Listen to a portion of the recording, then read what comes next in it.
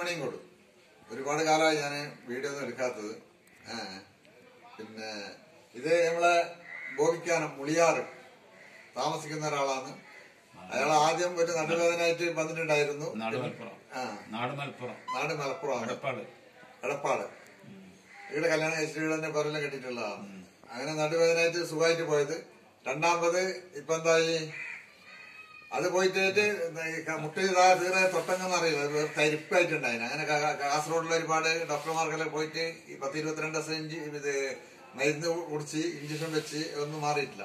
ഇപ്പൊ അങ്ങനെ തോപ്പിക്കോട് കൂടെ 8 ദിവസമായി ഇവിടെ വന്നിട്ട് 8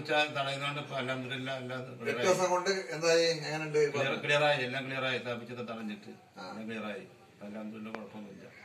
ഒരു ബുദ്ധിമുട്ടുമില്ല. ഇപ്പൊ ഇന്ന് 8 ദിവസമായി. ഞാൻ 15 ദിവസം പറഞ്ഞു. 8 ദിവസം കൊണ്ട് ഇന്ന് തരിപ്പെല്ലാം മാറി. 22 ദിവസം എന്തായി ഇഞ്ചക്ഷൻ വെച്ച് മൂപ്പുറത്ത് പിന്നെ ആയിട്ടില്ല. ഇയാള് മലപ്പുറമാണ്. കിഡ്നിന്റെ ഒരു പ്രശ്നമാണ്. അള്ളാന്റെ തൊപ്പിക്കോട് കൂടെ ഇന്നലെ കിഡ്നി ടെസ്റ്റ് ആകുമ്പോഴേക്ക് എങ്ങനെയുണ്ട്?